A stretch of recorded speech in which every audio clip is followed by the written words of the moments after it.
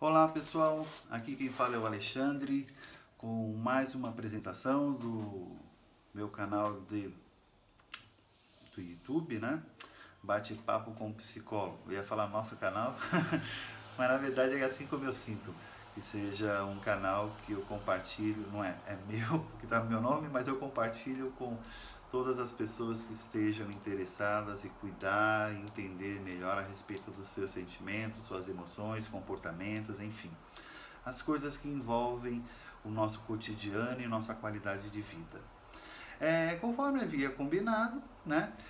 Semana passada nós falamos sobre depressão do ponto de vista mais conceitual, de entendimento, compreensão, né? Diferenciando depressão enquanto doença das emoções que nós sentimos, né? Por exemplo, a tristeza.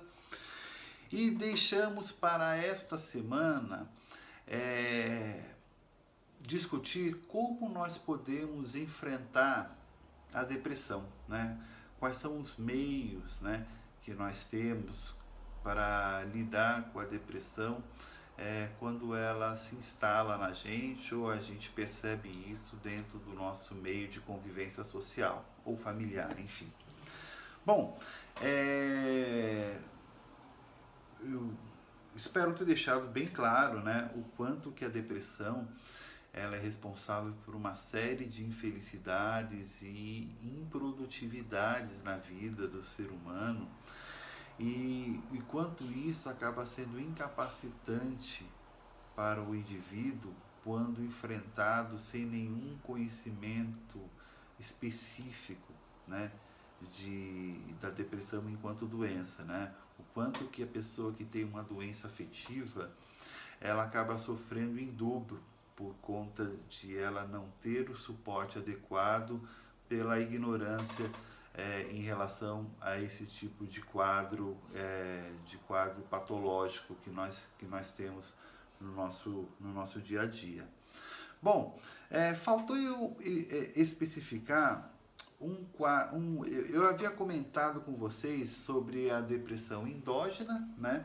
Que é basicamente uma depressão que ela é originária por algum distúrbio, né, hormonal ou alguma complicação no sistema bioquímico, né, do organismo, pude de uma maneira mais mecânica, né, através de analogias, mostrar como é o funcionamento do impulso elétrico, né, da interpretação química, né, a respeito dos sentimentos que nós temos no nosso organismo e como que qualquer problema no quadro, por exemplo, de produção de neurotransmissores, dopamina, serotonina, ou da transmissão desses elementos, ou eu não cheguei a comentar, mas tem outros fatores reguladores do nosso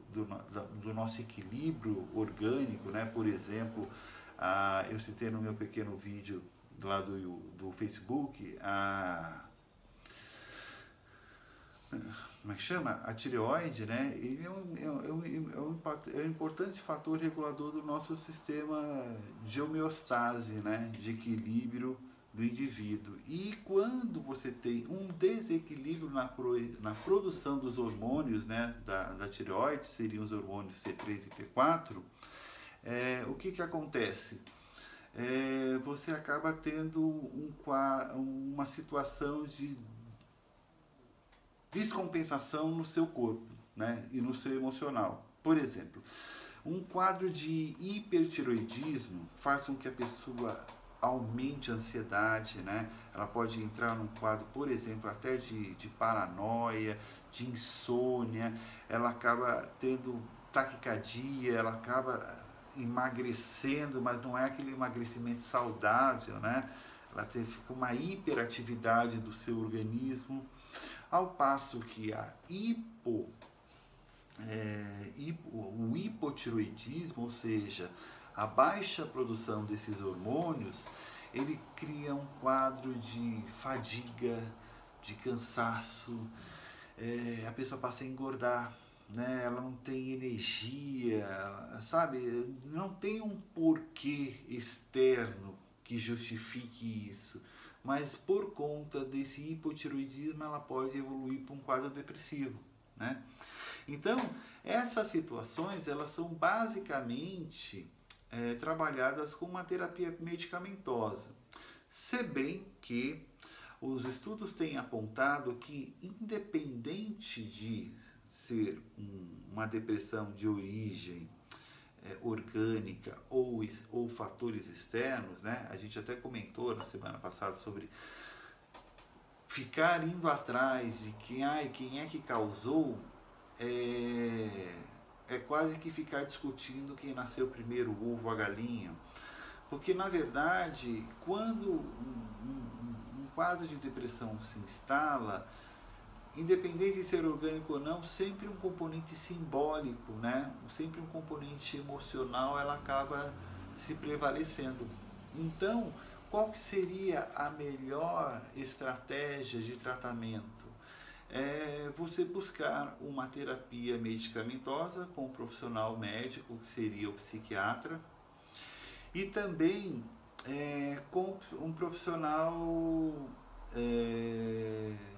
em uma psicoterapia, com um profissional psicólogo ou alguém habilitado para atuar nessa área. Por que eu falo, acabo sendo específico com a psiquiatria, com a psicologia, ou psicanálise, enfim, com áreas afins, né, da psicologia, no caso da psicoterapia? Porque, por exemplo, tem muitas mulheres que acabam passando com o endócrino, com o ginecologista, e aí elas falam um pouco dos seus sintomas e o médico acaba fazendo uma medicação de origem psiquiátrica, né? Trabalhar a questão da ansiedade ou da depressão. Ele, enquanto médico, ele é habilitado para fazer uso dessa medicação, de indicar e prescrever. Só que, se para o psiquiatra já é difícil acertar a dosagem, né, para acompanhar o paciente, imagina um profissional que não trabalha especificamente nessa área. É muito mais complicado. Ainda mais pensar na hipótese de usar essa medicação porque a amiga está indicando, porque ela passou por isso que você está passando e serviu para ela, então ela fala, olha, sobrou de quando eu estava usando, toma aí. Não façam isso, né? Não é o melhor caminho. Então, se a gente pudesse viver no melhor dos reinos, né? A melhor forma de combater a depressão é através de um acompanhamento médico e psicológico. Só que, enfim, você tem uma série de variedades desse quadro, né? Então, quando você está num quadro mais grave, por exemplo, uma depressão muito forte, o quadro é muito nítido, né? A pessoa ela passa a ter um prejuízo generalizado, encaminhando muitas vezes para um pensamento mas uma ideação, uma programação de suicídio, quando não tentativas de. Mas você tem quadros mais diferenciados, quadros medianos ou quadros leves, que muitas vezes, numa situação específica, a gente pode, pelos próprios recursos, ter um maior enfrentamento em relação a essa situação. E é sobre isso que a gente vai conversar um pouquinho sobre hoje. Uma coisa que eu gostaria de deixar muito claro é em relação ao que a gente conversou sobre o sentimento de tristeza, né? Quando eu falei que é um sentimento natural, importante, né? Eu até tinha comentado de um desenho, né, que eu havia esquecido. O desenho que eu havia citado era Divertidamente. Se vocês puderem ver esse desenho, é muito legal porque ele mostra de maneira lúdica o quão são importantes todos os sentimentos na nossa vida. Não há predileção. e como que a gente precisa dar tempo ao tempo, né? Dar o seu estado de vivência, né? O seu ciclo de vivência para cada uma dessas emoções. E então, às vezes vem aquela pergunta assim, mas Alexandre, ok, tristeza não é depressão, mas quando é que a tristeza evolui para um quadro de depressão? Quando é que eu sei mais ou menos, sei lá, eu passei por uma situação traumática, ok, você falou que é natural ficar triste, e que a gente, que é como os animais, né, vai lá lamber as suas feridas até ficar melhor e poder retomar a sua atividade. Mas como é que eu sei que eu não estou entrando num quadro depressivo ou não, né? Óbvio que não existe uma cartilha de certo ou errado, né, de sim ou não, mas uma dica que eu posso dar para vocês em relação a isso é mais ou menos assim.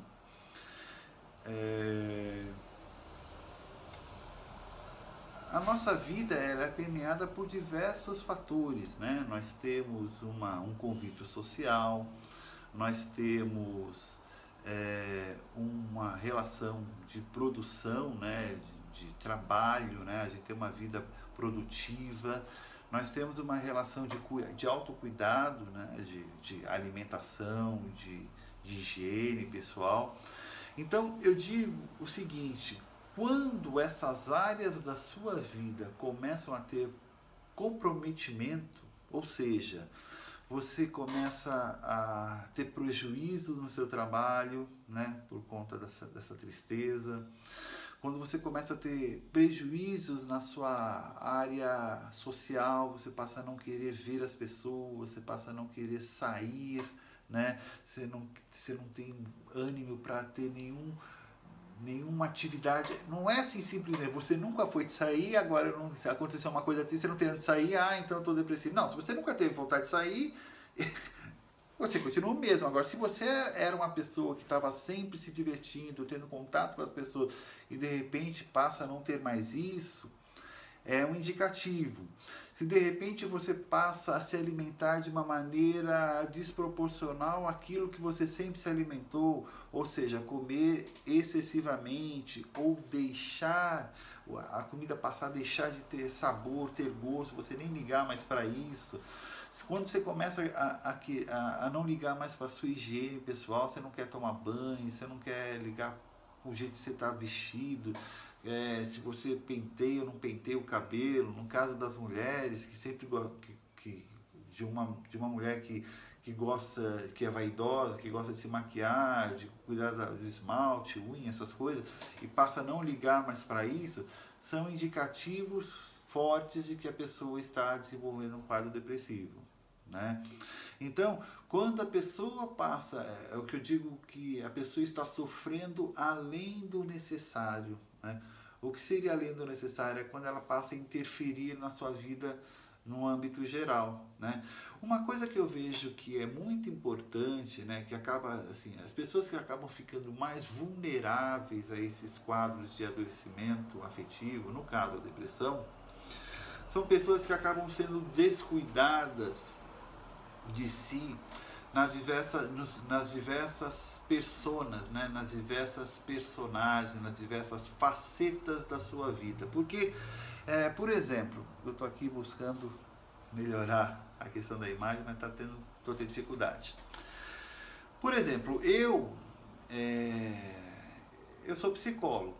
Nesse exato momento, eu estou exercendo o meu papel profissional, né? Então eu estou falando com vocês aqui como psicólogo, mas eu não sou 24 horas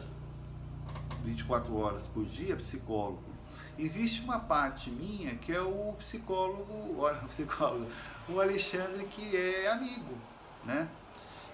Tem uma parte minha que é o Alexandre, que é namorado, que tem uma pessoa, que tem um relacionamento. Existe o Alexandre que é filho, né? Existem diversos Alexandres contidos nesse aqui, né? E todos esses Alexandres, eles têm vida, né? Eles têm uma história para contar. E, eu, né, enquanto Alexandre Único, né, sou responsável por cuidar de todos esses personagens. Se eu excluo todos os outros personagens e passo a dedicar somente a um, eu estou criando um grande risco. Porque não sei se vocês se lembram da última semana, quando eu falei que a coisa mais natural na vida do ser humano é aquela linha do batimento cardíaco, né? Lembra? Altos e baixos, altos e baixos, altos e baixos. Ou seja, é absolutamente normal em algum momento, por exemplo, o seu lado profissional, em algum determinado momento você está ótimo, está tudo acontecendo às maravilhas, você está sendo altamente produtivo, você está tendo um retorno profissional, você está tendo um retorno financeiro, isso é maravilhoso. Mas não vai durar para sempre. Vão ter alguns momentos que vai haver uma queda, né? E quem é que vai ajudar, quem é que é o responsável por dar suporte a esse Alexandre profissional ou a esse seu ser profissional que não está bem? São os outros Alexandres, são as outras personas de você, né? Porque se a gente coloca a nossa responsabilidade, né? o nosso cuidado, né, na mão de outras pessoas, a gente cria um enorme problema para nós mesmos. Qual é? A gente acaba criando a condição de ser refém da vontade ou do entendimento do outro. Então, a gente vai ficar bem, a gente vai ser cuidado se o outro quiser, se o outro perceber. Só que não existe ninguém nesse mundo melhor do que eu para saber o que eu preciso, o que faz bem para mim, o que é melhor para mim, né? E não tem ninguém melhor do que você para saber o que é melhor para você, né? Quando às vezes as pessoas que não conhecem o que é um processo de terapia, vai assim, eu não gosto de psicólogo porque eu não preciso de ninguém dizendo o que eu tenho que fazer. Não precisa mesmo, né? Seria muita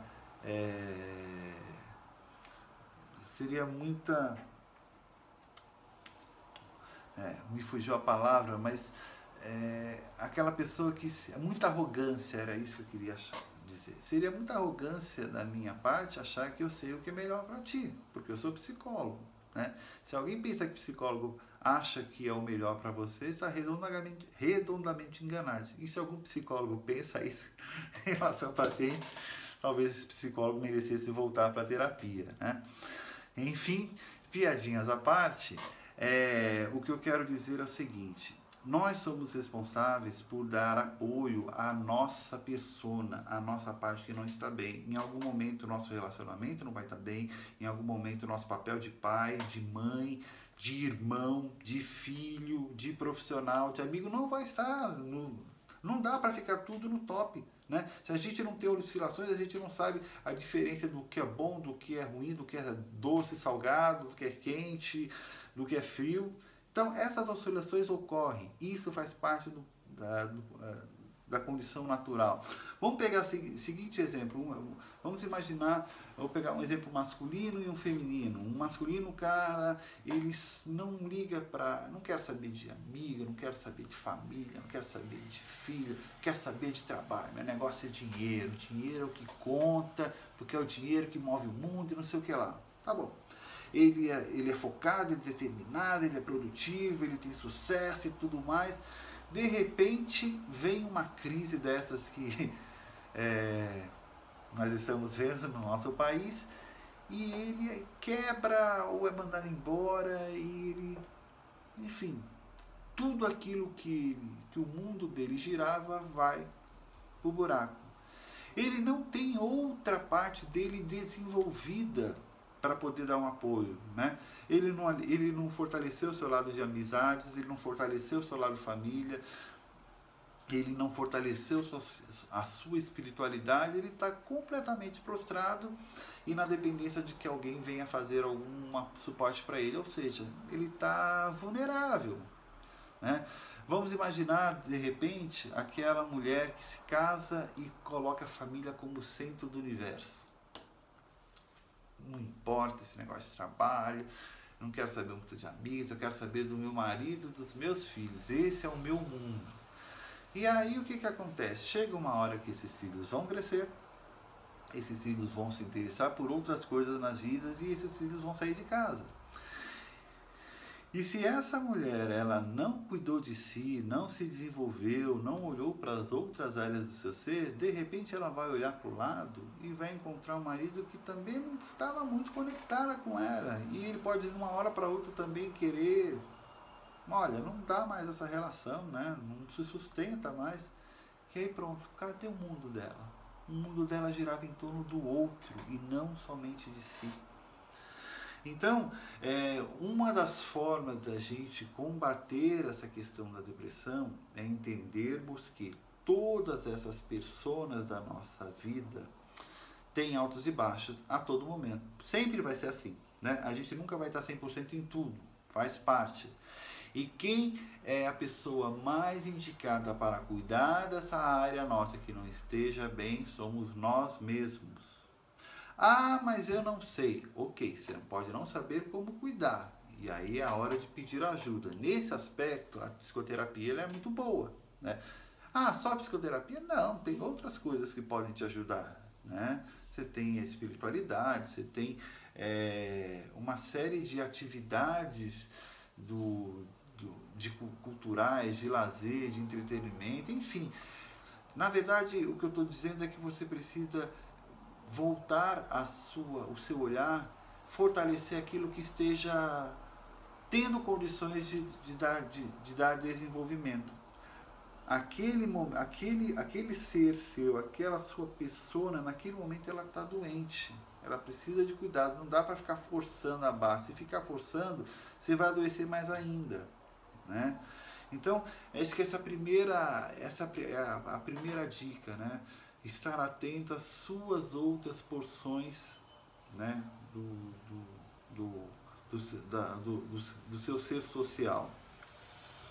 Bom, além disso, um outro fator que eu gostaria de trabalhar com vocês, que eu já citei lá inicialmente no nosso vídeo do Face, é a questão de um conceito desenvolvido por um professor norte-americano chamado Martin Seligman. Ele escreveu um livro muito legal, que é esse livro aqui.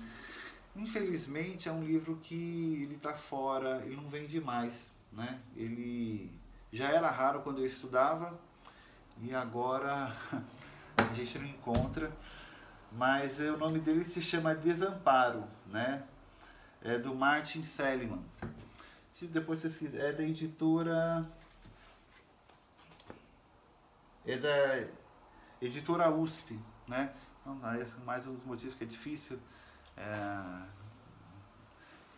ter edições, reedições dessa editora. Então, mas o que eu estou querendo dizer é o seguinte: esse professor, ele entendeu, né, que o indivíduo ele tem desde a sua infância a necessidade do controle, né? O controle é reconfortante, né? Ele pegou alguns experimentos muito interessantes. Por exemplo, ele pegou bebês, sabe? Eu não sei o nome disso, né? Mas tem uns brinquedinhos que ficam lá em frente ao berço, em cima do berço, né? Cheio de bichinhos que ficam balançando e tudo mais. Eu não sei que nome que é isso, mas eu lembro que eu tive quando eu era criança e sempre tem desenhos, filmes e nos dias de hoje também, né? Acho que nunca sai de moda esse tipo de brinquedinho. E ele fez um experimento bastante interessante. Ele mexia nesse brinquedinho, né? E ficava balançando e percebia que as crianças ficavam olhando, né? Acompanhavam com os olhos, se entretendo com esse brinquedo.